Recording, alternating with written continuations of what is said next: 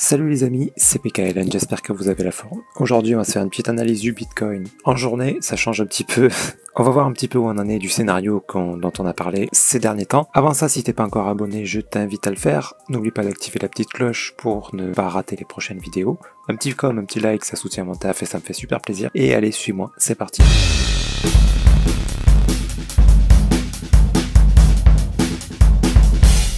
Donc le Bitcoin, la dernière fois, on avait dit, il y avait eu un début d'impulsion, on va dire pas ouf, mais quand même significatif, puisqu'on avait eu un mouvement de baisse qui avait un petit peu ralenti, et boum, on avait recassé à la hausse là. Donc potentielle tendance haussière, attention, court terme, parce que le tout là, ça nous donne encore de la vente.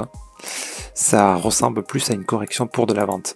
Ça pouvait dépendre en fait de ça là. Si cette impulsion était restée en haut, bon, ça aurait été sans doute pour nous faire une impulsion un peu plus importante, même si c'était encore probable qu'on descende après, mais on aurait peut-être pu profiter de ça. Là, c'est de moins en moins probable.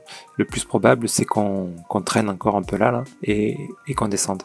Grosse impulsion, là, personnellement, j'y crois pas trop. Ça peut arriver, selon les news. Là, je sais que vendredi, il y a des news qui sont attendues, donc qui peuvent nous donner un mouvement à la hausse ou à la baisse. Et voilà, mais en tout cas, le graphique m'indique plutôt de la baisse. Impulsion, correction, ça descend. Le mouvement de baisse est un peu moins fort là, donc ça serait tout à fait probable de voir ça. Si on voit ça, voilà, je vous explique les deux possibilités. Si on voit ça, c'est probable qu'on obtienne, donc ici, un grand A, ensuite un B, donc avec une montée beaucoup plus importante, et ensuite un C. Quel que soit le B, on aura le C. On n'oublie jamais ça parce que si le B décide de venir s'enflammer, de venir péter ça, on n'est toujours pas parti comme des dingues. Il faut pas oublier que ça, là, ça se reproduira. Éventuellement, c'est possible qu'on rencontre ça, un running là. C'est pas ce que je privilégie, mais ça reste possible. Ok, donc on n'oublie surtout pas ça. Donc il n'y a pas besoin de se stresser de si on voit ça là. Si on voit une impulsion comme ça, là, boum, il n'y a pas besoin de se stresser, de se dire « Ah merde, j'ai raté le train, vite, il faut que j'achète ». Non, derrière, on va se taper une correction, c'est surtout pas le moment d'acheter. Et même, quand bien même ça viendrait faire ça, on se dit « Mince, j'ai raté ça », bon, mais tant pis, c'est pas grave. Attendez le mouvement C. Dans tous les cas, au lieu de le payer 19 000 et quelques, là, même 20 000 quasiment, peut-être que vous le payerez 20 500. Vous voyez ce que je veux dire, mais ça sera plus opportun là puisqu'on sera sur une fin de structure et on attendra un mouvement clair. Donc il faudra toujours attendre un setup d'achat bien sûr, parce que disons que ça peut nous valider un départ d'impulsion baissière, mais il peut ensuite décider de valider la plus grande structure ici.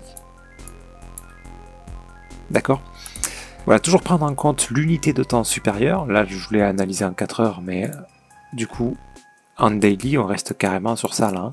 Donc là, le plus probable pour moi, c'est qu'on vienne casser ce plus bas. Donc personnellement, j'attends encore. Je vous avais dit dans la dernière vidéo, là, j'avais craqué, j'avais acheté un petit peu. Ben, j'ai tout revendu. J'ai tout revendu parce que ça sentait pas très bon là. Le truc, voilà, j'ai manqué de patience, je m'en suis rendu compte. Voilà, j'en avais conscience dès le début en fait, mais je m'en suis rendu compte. Disons que j'ai accepté d'attendre plus. Et j'ai eu l'opportunité pendant la montée ici de vendre sans perte. On va pas dire à profit parce que j'ai dû gagner peut-être 0,3%, donc ça vaut rien du tout. Mais voilà, j'ai revendu en me disant non, c'est pas raisonnable du tout. N'écoute pas tes émotions, parce que les émotions me donnent envie d'acheter. Je vois les prix bas là depuis un moment, ça me donne envie d'acheter tous les jours. Mais voilà, l'expérience me dit que la patience, c'est ce qui paye le plus.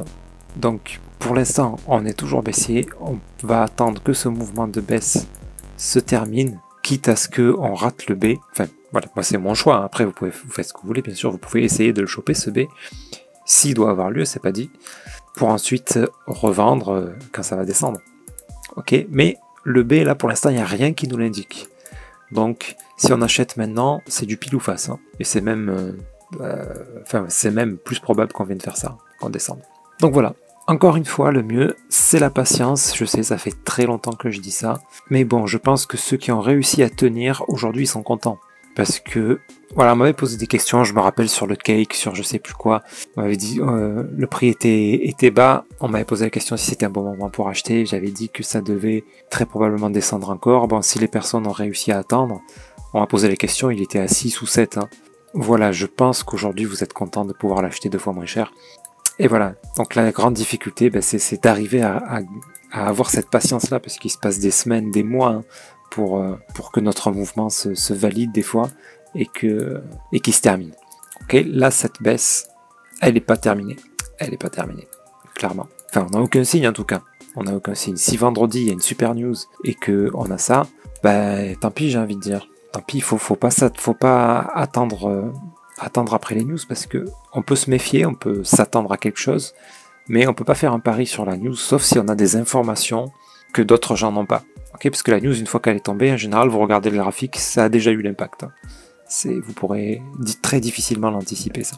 Ok, donc le mieux c'est de se fier au graphique, parce que si, voilà, pour terminer ça, si on a une super news qui fait une montée comme ça, le graphique nous indique quand même de la baisse. Il est très probable qu'on ait une impulsion comme ça, oui, significative, mais c'est très probable que derrière on ait ça. Ce qui nous validera de toute façon notre scénario par un grand A, un B et un C.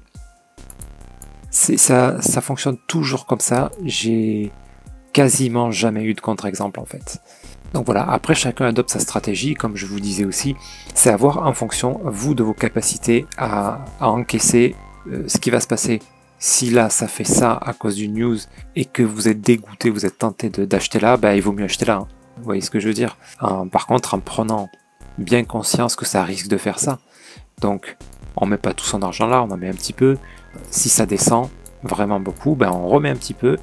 Et puis après, dès qu'on a une petite poussée, vous verrez, on se retrouve très vite en positif en fait, en faisant comme ça. Parce que ça va vous faire, si mais là vous mettez un peu, mettons, pour gérer vos pulsions, si vous obtenez ce qu'on attend depuis un moment, que derrière vous avez un setup d'achat, vous mettez un peu plus là, ça vous fait un prix moyen d'achat, même pas au milieu, un petit peu en dessous du milieu. Donc il suffit de pas grand chose pour se retrouver en positif. Voilà, il faut prendre en compte en fait 2 choses, la technique, la confiance que vous avez dans votre analyse, mais aussi vos capacités émotionnelles et la gestion des émotions, c'est hyper important.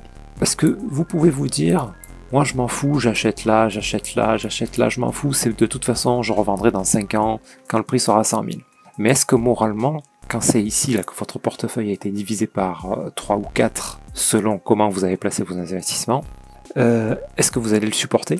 Est-ce que vous allez être capable de mettre l'application de côté, de dire ok j'attends, je mets 100 balles tous les mois et je regarde pas, et même si dans 2 ans j'ai moins d'argent que maintenant, est-ce que je vais être capable d'encaisser ça? Voilà, c'est ça la vraie question en fait, hein, dans l'investissement, puisque y a beaucoup de personnes qui se font pas chier avec la structure, qui achètent, et puis qui sont hyper profitables aujourd'hui parce qu'ils ont acheté il y a quelques années, quoi. Et malgré la baisse, ils sont encore très profitables, donc eux, ils se préoccupent même pas, ils continuent d'investir et tout va bien. Vous voyez, est-ce que vous êtes capable de faire ça ou pas? Ou est-ce que vous paniquez quand vous voyez un mouvement comme ça?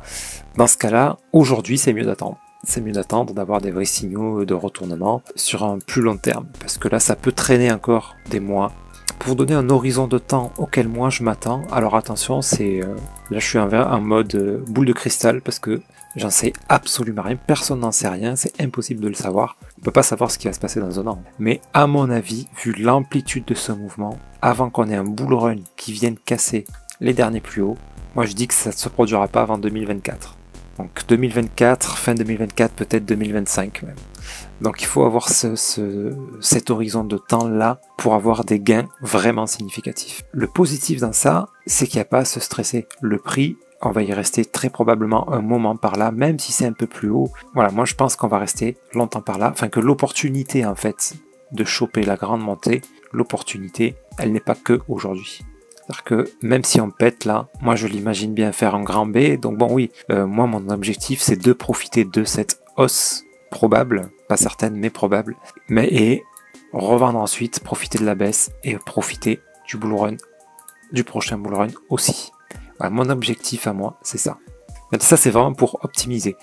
Maintenant, si vous avez un objectif long terme, courez pas après les bougies, hein, ça monte, vous en foutez, ça va redescendre, ça va corriger, ça va remonter, ça va traîner. Sur le long terme, c'est là que vous verrez des profits si vous faites pas n'importe quoi, si vous achetez pas là, sur une montée comme ça, FOMO. Non, on attend la correction, on achète là quand on a des signaux d'achat, hop, on peut mettre éventuellement des stop loss, enfin voilà. Soit vous faites du du trading, soit de l'investissement. De toute façon, ça, vous connaissez déjà la musique. C'est à chacun voilà, d'établir sa stratégie. Mais j'insiste beaucoup sur le fait que votre stratégie, elle ne doit pas être celle d'un mec sur YouTube qui vous raconte ce qu'il fait. Elle doit être propre à vous, vos émotions, comment vous allez les gérer. Encore une fois, je discutais sur Discord avec un abonné, d'ailleurs, que je salue au passage, qui me disait qu'il appréhendait un petit peu les pertes aujourd'hui, plus qu'avant, et que si le Bitcoin descendait comme ça, il aurait des pertes assez conséquentes sur ce portefeuille. Ça ne représente pas un énorme pourcentage, mais ça représente quand même une grosse somme. Donc ça, c'est quelque chose de primordial à prendre en compte. Parce que il faut bien se dire une chose, c'est que si le prix fait ça, que vous voyez qu'au lieu d'avoir, on va dire des chiffres au pif, au lieu d'avoir 10K, vous avez plus que 5K, est-ce que vous êtes investi dans des altes, tout ça, bref, ou même 3K, en fait, vous n'avez pas perdu l'argent tant que vous n'avez pas vendu. Vous possédez toujours la même quantité de Bitcoin, de Solana ou d'Ethereum, de ce que vous voulez. Vous en possédez toujours la même quantité. Là, ça va être une opportunité d'en acheter un peu plus, d'en avoir une quantité plus grande, mais vous avez toujours la même quantité. Ce qu'il va falloir savoir gérer, c'est le temps que ça peut durer avant de vendre plus cher. Ok, c'est surtout ça. Si cet argent-là que vous en avez pas besoin pour acheter une bagnole ou acheter je sais pas quoi, ben en fait, si vous avez acheté 2 bitcoins, vous avez toujours 2 bitcoins ici. Hein. Sa valeur a baissé, mais c'est pas grave, vous avez toujours 2 bitcoins. Et voilà, donc votre psychologie doit faire partie intégrante de votre stratégie. Parce que si la somme que ça représente dans une chute comme ça vous pose problème, ben mettez une plus petite somme, j'ai envie de vous dire. Vous pouvez faire le calcul, si vous mettez, je sais pas, 10 000 $ ici à 20 000, s'il tombe à 10 000, ben vous avez plus que 5 000. Est-ce que voir un moins 5 000, ça vous affecte? Si vous êtes millionnaire, normalement ça ne doit pas trop vous affecter. Hein. Mais c'est sûr que si vous avez que 10 000 sur le compte, ça peut affecter. Ça peut affecter beaucoup. Ou au contraire, d'autres vont dire non, moi je m'en fous, j'ai 0,5 bitcoin, c'était mon objectif, je compte le vendre quand il sera à 100 000, en espérant qu'il y arrive bien sûr. Donc voilà, et puis si vous n'avez pas ces 5 000 sur votre compte, est-ce que ça va changer votre vie? C'est là aussi la question. Moi, je suis beaucoup investi, des fois je vois des chutes importantes sur mon compte investissement, pas sur mon compte trading heureusement, mais sur mon compte investissement, je vois des chutes importantes, mais ça ne me pose aucun problème, parce que si cet argent je ne l'ai pas, ma vie ne va pas changer du tout. Par contre, si je vends tout, quand le Bitcoin est à 100 000, là ma vie va changer. C'est ça que je vise, c'est ça mon objectif. Ok, vous voyez ce que je veux dire? Par contre, si ça fait ça et que je perds tout, bah, c'est pas un souci, j'ai un taf, je pourrais toujours payer mes factures, ma vie ne va pas changer. Ok les amis? Bref, voilà, c'était une petite vidéo à la fois sur l'analyse mais aussi sur le mindset. Prévoyez bien ça, prenez vraiment en compte vos émotions, qu'est-ce que vous êtes capable de gérer, qu'est-ce que vous êtes capable de supporter psychologiquement comme baisse, parce que dès qu'on investit, même avec des petites sommes, hein, c'est pas une question que de montant, pas seulement. Au tout début, quand j'ai démarré, même quand j'étais à moins 10 balles, bah, ça m'embêtait. J'exagère, quand même pas 10 balles, mais même quand j'avais voilà, ça me stressait en fait. Donc aujourd'hui, c'est plutôt l'inverse, j'ai tendance à peut-être pas assez m'inquiéter quand ça descend beaucoup, et ce qui fait que des fois, je laisse un peu passer le temps. Moi, jusqu'à maintenant, ça m'a été profitable, mais des fois, c'est quand même bien d'anticiper un petit peu plus et de savoir vendre, même à perte, quand on sait que ça va baisser derrière. Bref, j'espère que les amis, que cette vidéo vous sera utile, qu'elle vous aidera surtout à prendre les bonnes décisions et pour que vous vous sentiez bien en fait. Le but c'est quand même de se faire plaisir aussi. Voilà, si on est là, c'est quand même que on aime ça, on aime regarder un petit peu les cours, on s'intéresse un petit peu à l'économie, on s'intéresse un petit peu à tout ça. Donc il faut que ça reste du plaisir, faut pas que ça soit une source de stress. H24, voilà, avoir des petits coups de pression, c'est tout à fait normal, mais si les coups de pression sont trop grands, c'est que vous avez trop investi, ou alors à un moment risqué que vous n'avez pas su attendre les baisses, etc. Ok, n'hésitez pas à me dire ce que vous en pensez en commentaire. Si vous aussi, vous avez des moments de panique, si vous arrivez à gérer vos émotions. Et sur ce, je vous souhaite une excellente journée et je vous dis à très bientôt. C'était PKLN. Merci.